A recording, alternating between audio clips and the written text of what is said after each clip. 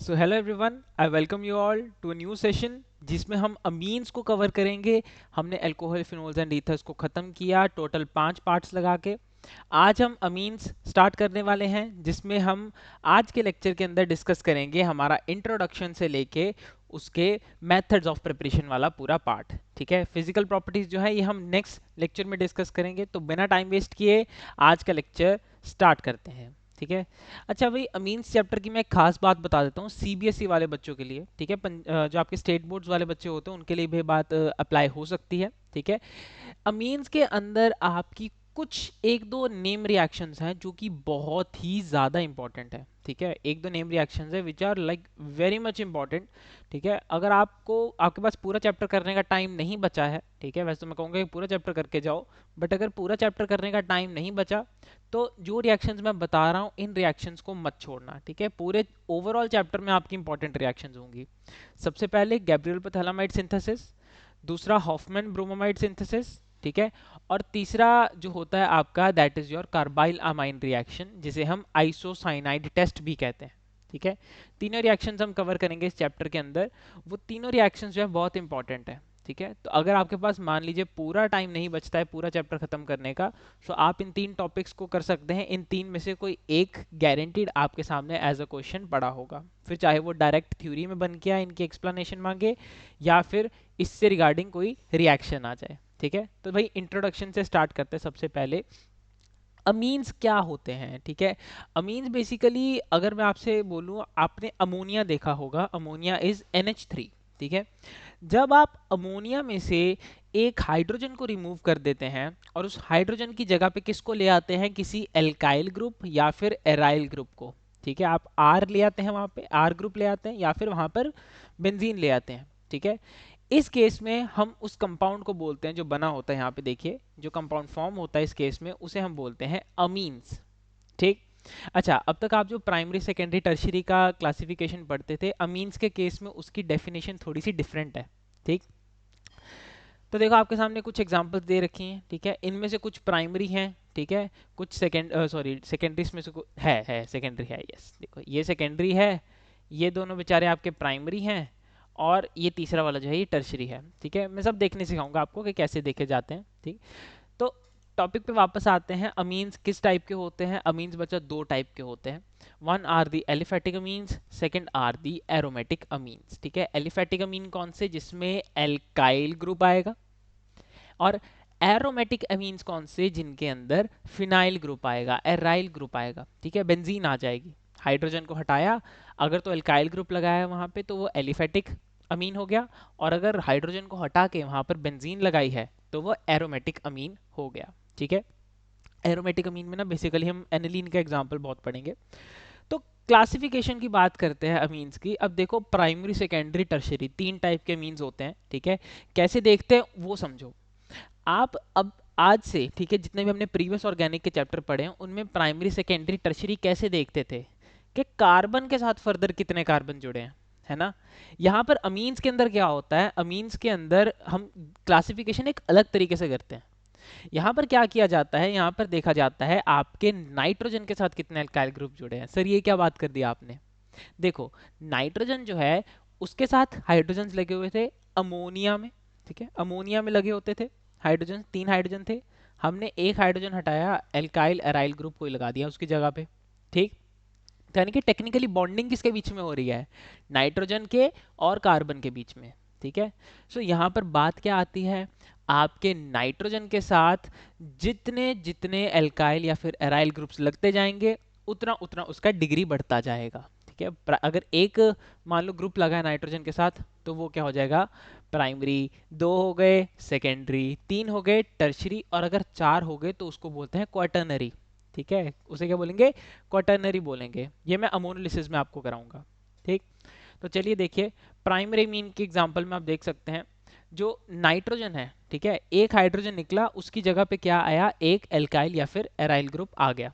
ठीक, चलिए, तो देख सकते हैं यहाँ पे जितने भी नाइट्रोजन हैं उनके साथ एक एक कार्बन एटम जुड़ा हुआ है या फिर एक एक एराइल ग्रुप जुड़ा हुआ है। ठीक है, इसे हम बोलेंगे क्या? इसे हम बोलेंगे प्राइमरी, जिसका बेस्ट एग्जांपल हम एरोमेटिक में देखते हैं एनिलीन को। ये हम बहुत बार यूज करेंगे रिएक्शंस के अंदर, तो कंफ्यूज नहीं होना है। जब भी याद रखो बेंजीन के ऊपर NH2 ग्रुप लगा हो उसे हम नाम देते हैं, उसका नेम होता है, कॉमन नेम इज एनिलीन। ठीक, चलिए भाई, सेकेंडरी में क्या होता है, नाइट्रोजन के साथ दो दो एल्काइल या फिर अराइल ग्रुप्स रखते हैं। ठीक है, देखो सेंटर में नाइट्रोजन है, एक कार्बन इधर और एक कार्बन इधर। ठीक है, सेंटर में नाइट्रोजन है, एक बेंजीन इधर और एक बेंजीन इधर। ठीक है, दो हो गए, तो ये क्या हो गया, सेकेंडरी।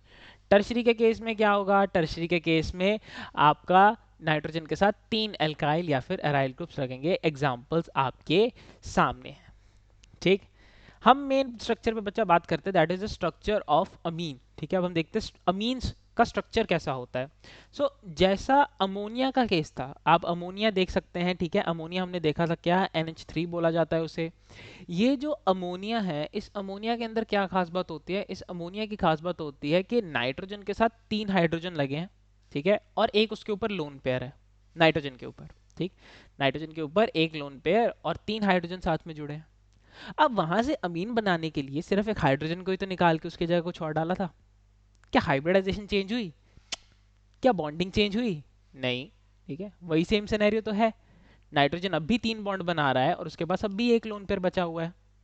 ठीक है, तो पढ़ते हैं कि like ammonia nitrogen atom of amines is trivalent. ठीक है, तीन बॉन्ड बनाता है, trivalent, and carries an unshared pair of electron, वो हमारा जो लोन पेयर था। ठीक है, अच्छा जी, उसके बाद nitrogen orbitals in amines are therefore sp3 hybridized. ठीक है, अमोनिया में भी sp3 हाइब्रिडाइज्ड ही थी। ठीक है, and the geometry of amines is pyramidal. तो इसकी अगर मैं आपसे पूछूं कि कह लो कि ज्योमेट्री क्या है, ठीक है, ज्योमेट्री आप बोलोगे कि सर पिरामिडल है, और अगर हाइब्रिडाइजेशन पूछूं तो हाइब्रिडाइजेशन आप बोलोगे सर अमीन्स जो है वो sp3 हाइब्रिडाइज्ड होते हैं।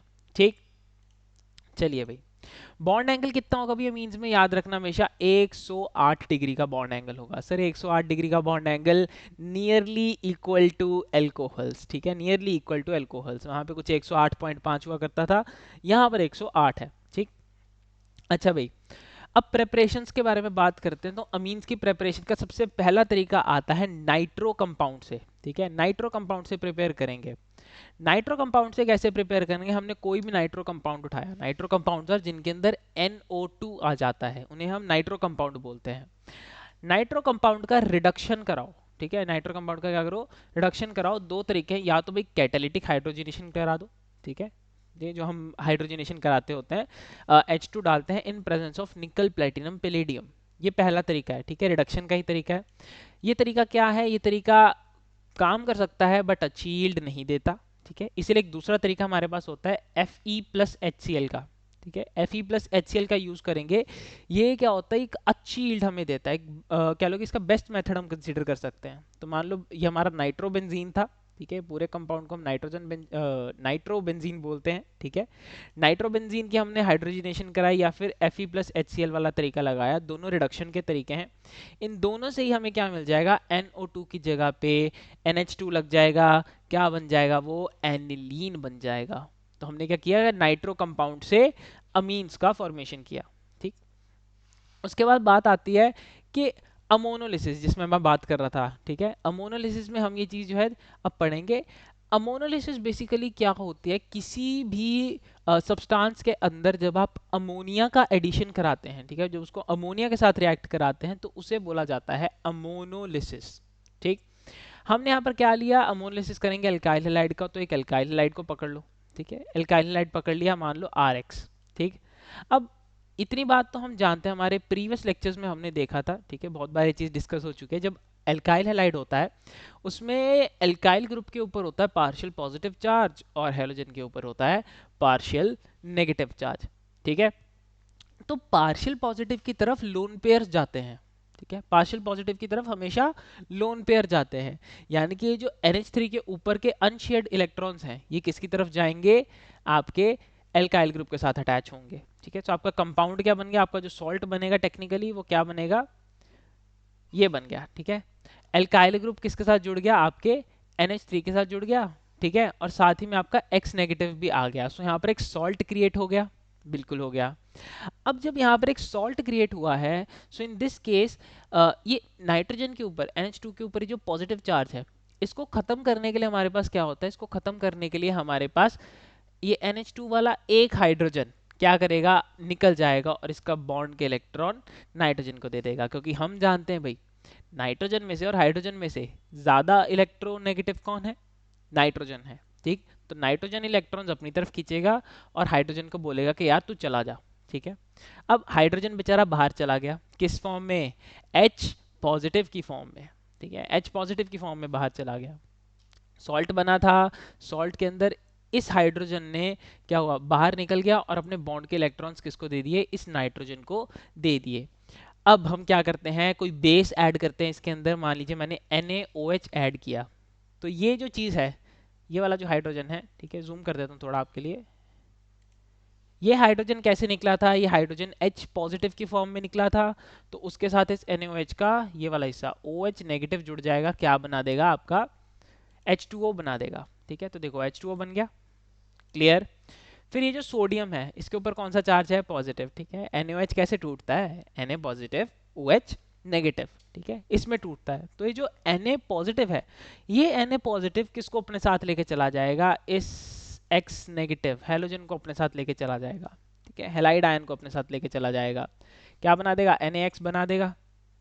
कंपाउंड देखो पीछे क्या बचा, RnH2, और नाइट्रोजन के ऊपर ये वाले इलेक्ट्रॉन्स जो हैं वो वापस आ गए थे, इसीलिए नाइट्रोजन के ऊपर फिर से वो क्या हो जाएंगे, लोन पेयर लग जाएगा। ठीक है, सो ये क्या बन जाता है आपका, RnH2 बन जाता है। ठीक, अच्छा भाई ये चीज़ तो हमने क्या की, हमने अमाइन प्रिपेयर किया जब हमने अमोनिया का रिएक्शन कराया था। ठीक है, जब हमने अमोनिया ऐड कराया था किसी एल्काइल ग्रुप के साथ सीधा सीधा। ठीक है, जरूरी नहीं होता कि मैं हर बार अमोनिया ही ऐड कराऊं, हो सकता है मैं अमोनिया का डेरिवेटिव ऐड कर दूं। ठीक है, अमोनिया के डेरिवेटिव से मेरा क्या मतलब है कि हाइड्रोजन को निकाल के, ठीक है, अमोनिया के किसी एक हाइड्रोजन को निकाल के उसमें एल्काइल या फिर एराइल ग्रुप लगा हो, तो वो भी काम करेगा। ठीक है, वो भी सेम ही काम करेगा। जैसे अभी हमने देखो RnH2 बनाया है ना, क्या करूं अगर मैं इस RnH2 को एल्काइल हैलाइड के साथ ऐड करा दूं, तो भी मेरा प्रोडक्ट बनेगा, बट उस केस में मुझे क्या मिलेगा, उस केस में मुझे मिलेगा ये RnHR। ठीक है, यहाँ पर क्लियर दिख नहीं रहा, मैं थोड़ा जूम कर देता हूँ। ठीक है, इन केस अगर किसी को ना दिख रहा हो तो ये देख लो, ये RnHR बना, यानी कि क्या बनता है हमारे पास, सेकेंडरी अमीन बनता है। पिछले केस में क्या बना था, पिछले केस में आपके पास बना था आपका प्राइमरी अमीन, इस बार क्या बना है भाई, सेकेंडरी अमीन बना है। ठीक, क्यों, क्योंकि एक एल्काइल ग्रुप इस अमीन के पास था, ठीक है, और एक एल्काइल ग्रुप हमारे पास कहाँ से आ गया, एल्काइल हैलाइड की यूनिट से आ गया। ठीक, सो प्राइमरी मैंने आपको करके दिखा दिया है, आप अपनी प्रैक्टिस के लिए सेकेंडरी एंड उसके बाद सेकेंडरी को एल्काइल हैलाइड में जोड़ोगे तो टर्शरी बनेगा। ठीक है, ये चीज़ आप अपनी प्रैक्टिस के लिए कर सकते हैं। हम आते हैं सीधा हमारे मेन पॉइंट्स पर। अब मेन पॉइंट क्या है भाई, कि ये रिएक्शन कितनी तेजी से होगी। ठीक है, सो देखो यहाँ पे ऑर्डर ऑफ रिएक्टिविटी क्या है, ठीक है, मतलब किस केस में मेरा क्या आपका एल्काइल हैलाइड हो जो कि इस रिएक्शन को तेज शो करे।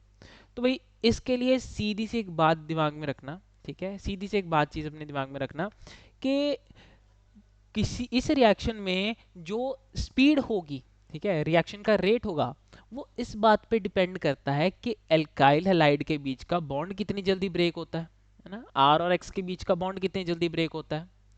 अब आपको याद होगा मैंने आपको बताया था एटॉमिक साइजेस के बारे में, आपके पास 4 हैलोजन होते हैं, फ्लोरीन, क्लोरीन, ब्रोमीन, आयोडीन।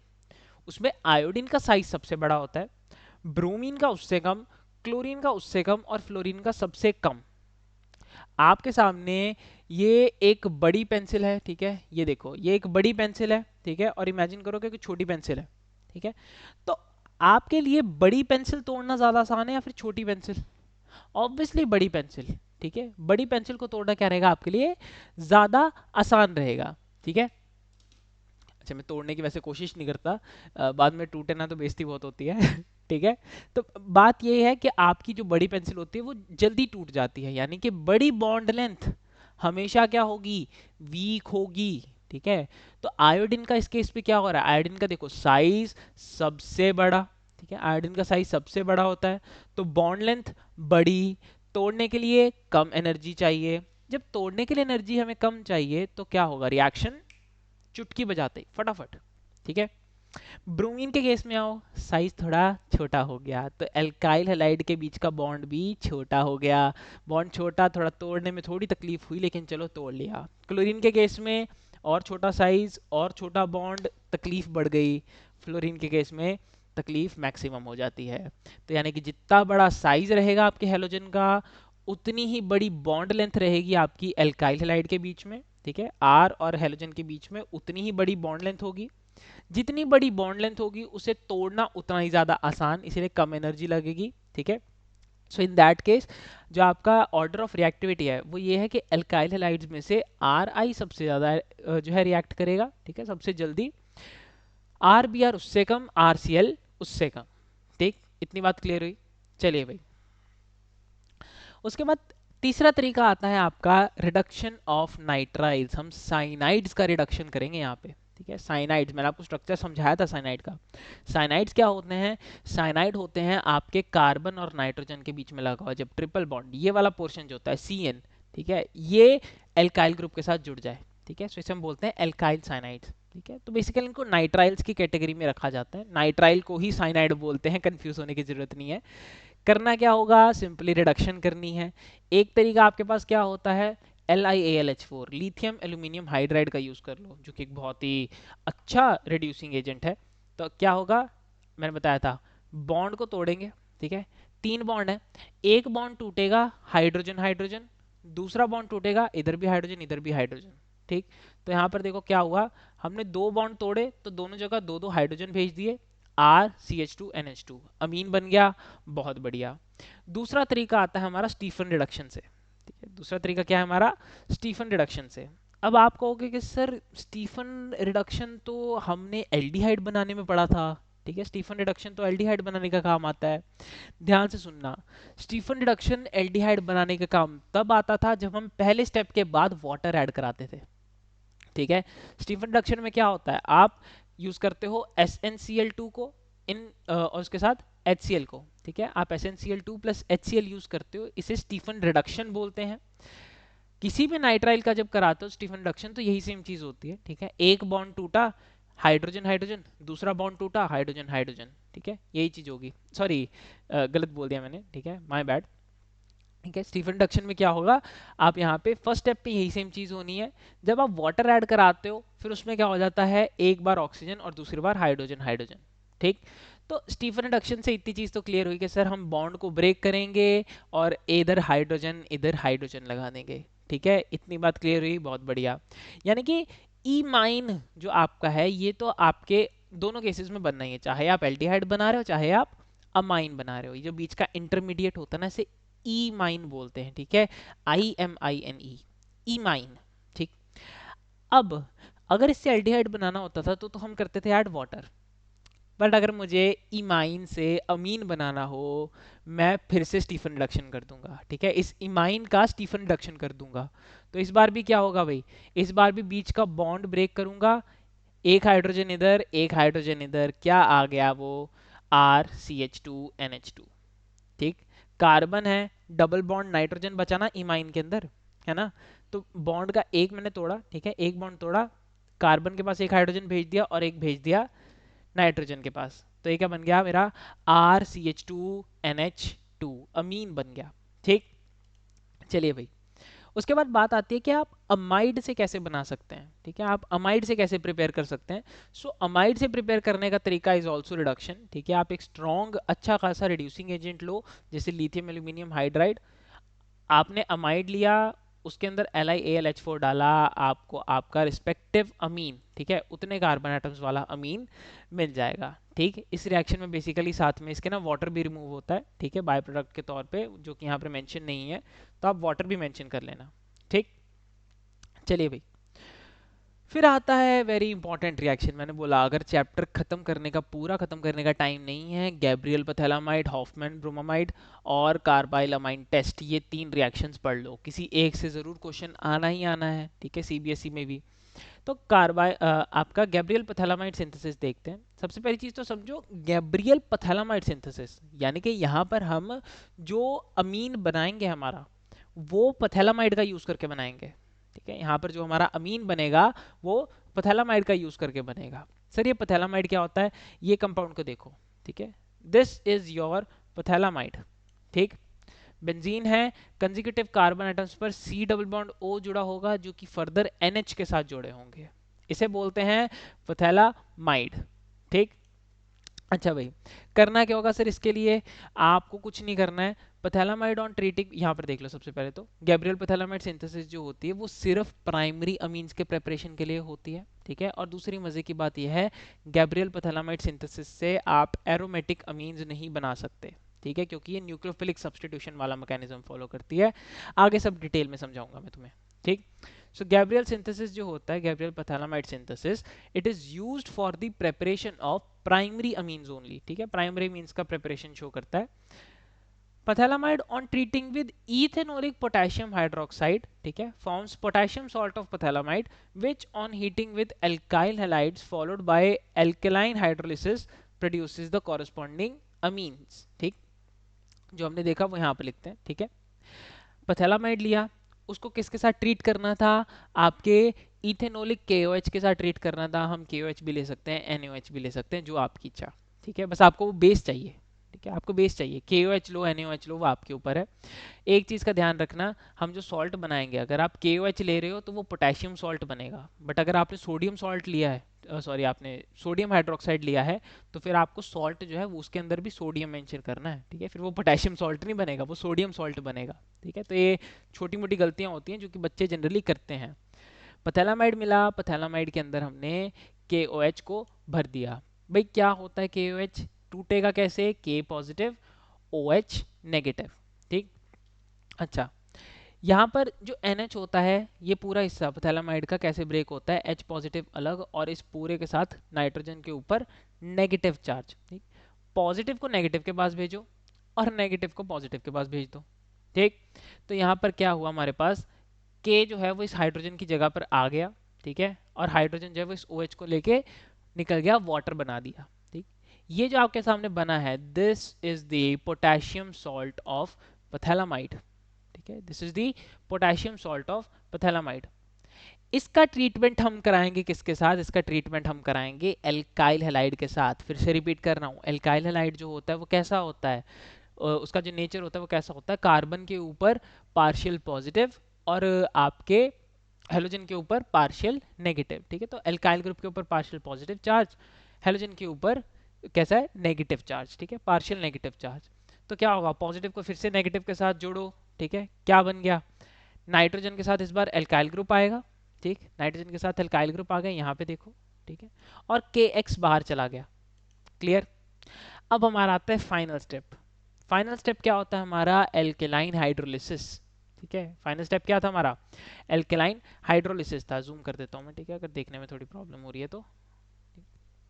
ये देखो, ये हमारा फाइनल स्टेप है, एल्केलाइन हाइड्रोलिसिस, ठीक है। यहाँ पर भी हमने वही सेम चीज़ की, ठीक है, एक बेस लिया, ठीक है, क्योंकि ये एल्केलाइन हाइड्रोलिसिस है तो हमने वाटर ऐड करना है, लेकिन एक बेस की प्रेजेंस में, ठीक। यहाँ पर क्या होगा, इसकी मदद से जब हम एल्केलाइन हाइड्रोलिसिस कराते हैं, ये वाले बॉन्ड्स ब्रेक होते हैं, कार्बन नाइट्रोजन के बीच के ये बॉन्ड ब्रेक होते हैं, ठीक है। बॉन्ड ब्रेक होगा, कार्बन वाली साइड पर OH भेज दो और आपके नाइट्रोजन वाली साइड पर एक हाइड्रोजन भेज दो, ठीक है। ऐसे बॉन्ड सेम इस तरीके से यहाँ ब्रेक होगा, कार्बन वाली साइड पर OH और नाइट्रोजन के साथ हाइड्रोजन आ जाएगा, ठीक। सो RNH2 तो आपको पता लग गया, बन गया, ठीक। यहाँ पर क्या बनना चाहिए था एक्चुअल में, आपका C double bond O OH बनना चाहिए था, बट क्योंकि हमने क्या लिया हुआ है भाई, ध्यान से देखो, यहाँ पे हमने इसको इथेनोलिक कंडीशन दी हुई है, ठीक है, हमने इथेनोलिक हाइड्रोलिसिस की है, तो यहाँ पर बेस हमने लगाना जरूरी समझा, ठीक है, सॉरी इथेनोलिक कह रहा हूँ, एल्केलाइन, ठीक है, एल्केलाइन कंडीशन हमने दी हुई है। तो यहाँ पर जो C डबल बॉन्ड OH है, उसकी जगह पे क्या लग जाएगा, उसकी जगह पर आपका K लग जाएगा, पोटेशियम हो जाएगा, और यहाँ पर जो इनिशियली OH लगा होता उसका हाइड्रोजन इस OH नेगेटिव के साथ निकल के वाटर बना देता है, ठीक है। This is your very very very famous Gabriel phthalimide synthesis, ठीक है। गैब्रियल पथैलामाइड सिंथेसिस समझ आई। अब इंटरेस्टिंग बात सुनो, Gabriel phthalimide synthesis aromatic amines नहीं बनाती, क्यों, क्योंकि गैब्रियल पथैलामाइड सिंथेसिस जो मैकेनिज्म फॉलो करती है वो है न्यूक्लियोफिलिक सब्स्टिट्यूशन मैकेनिज्म, और एल्काइल हैलाइड्स जो हमारा चैप्टर था हेलो एल्केन हेलो एरीन, उसमें मैंने तुम्हें एक चीज बताई थी कि aryl halides they do not undergo nucleophilic substitution, ठीक है, वो न्यूक्लियोफिलिक सब्स्टिट्यूशन रिएक्शन में नहीं जाते, ठीक है। बहुत सारे रीजंस हुआ करते थे, पार्शियल डबल बॉन्ड कैरेक्टर हुआ करता था, ठीक है, पार्शियल डबल बॉन्ड कैरेक्टर हुआ करता था। उसके बाद एक आपका हाइब्रिडाइजेशन का भी इशू होता है, ठीक है, कि हाइब्रिडाइजेशन की वजह से इलेक्ट्रोनेगेटिविटी में डिफरेंस आता है, ठीक। और एक होता है कि आपका जो न्यूक्लियोफाइल होता है वो भी इलेक्ट्रॉन रिच, बेंजीन भी इलेक्ट्रॉन रिच, तो रिपल्शंस होती थी, ठीक है। सो बहुत सारे रीजंस थे, ठीक है। इसके पास मल्टीपल रीजंस हैं कि हमारे पास जो बेंजीन रिंग है, ठीक है, बेंजीन रिंग या फिर कह लो कि जो एरोमेटिक कंपाउंड है वो कभी भी क्या नहीं कर सकते, न्यूक्लियोफिलिक सब्स्टिट्यूशन शो नहीं कर सकते, ठीक। इस वजह से हम कभी भी जो हमने यहाँ पर आर एक्स यूज किया है इसकी जगह पे हम क्या नहीं यूज कर सकते थे, कोई हेलो एरीन नहीं यूज कर सकते थे, ठीक है। ये तो हमने हेलो एल्केन यूज किया ना, इसकी जगह हम कभी हेलो एरीन नहीं यूज कर सकते थे क्योंकि वो कभी न्यूक्लियोफिलिक मैकेनिज्म शो ही नहीं करता। चलिए, फिर आता है भैया Hofmann bromide degradation reaction. Hofmann ने क्या किया था, हॉफमैन ने एक तरीका बनाया था आपके प्राइमरी अमीन्स को बनाने का, ठीक है। सो पढ़ते हैं कि Hoffman developed a method for the preparation of primary amines by treating an amide with bromine in aqueous or ethanolic solution of NaOH, ठीक है। In this degradation reaction, migration of, अब देखो रिएक्शन के अंदर हो क्या रहा है असल में, वो स्टेटमेंट में है, ठीक है।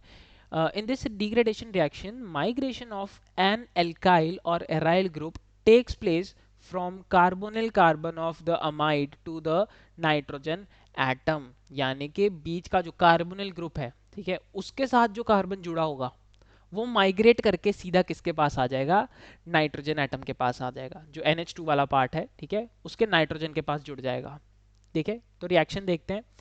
रिएक्शन मैंने क्या बोला, किसकी प्रेजेंस में होगी, ब्रोमीन की प्रेजेंस में होगी, ठीक है, ब्रोमीन की प्रेजेंस में होगी, और साथ में एक्वस या फिर इथेनॉलिक सॉल्यूशन चाहिए किसका, NaOH का, ठीक है। तो हमने NaOH यहाँ पर यूज कर लिया, ठीक है, एक्वस हो चाहे इथेनॉलिक हो कुछ भी, ठीक है, NaOH लेना है बेसिक कंडीशन देने के लिए, एल्कलाइन कंडीशन देने के लिए, और साथ में क्या चाहिए, Br चाहिए, Br2 चाहिए, ठीक है, ब्रोमीन चाहिए। इसमें जब हम किसी को रखते हैं, किसी अमाइड को रखते हैं बेसिकली, ठीक है, तो वो हमें क्या बना के दे देता है, RNH2 बना के दे देता है। साथ में हमारे प्रोडक्ट्स क्या निकलते हैं, सोडियम बाइकार्बोनेट निकलता है, NaBr निकल जाता है, और वाटर निकल जाता है, ठीक। इतनी बात क्लियर हुई। चलिए, उसके बाद लास्ट पॉइंट देखते हैं, ठीक है। The amine so formed contains one carbon atom less than that present in the amide. यहाँ पर एक चीज आप नोटिस करो, ठीक है, क्योंकि देखो ना वहां से क्या हुआ, हमारा सोडियम बाइकार्बोनेट निकल गया, तो उसमें CO3 वाला जो पार्ट है वो कार्बन कहाँ से आया, CO3 वाला जो कार्बन है वो ये कार्बन था, ठीक है, वो ग्रुप इधर से आया CO3 वाला, ठीक।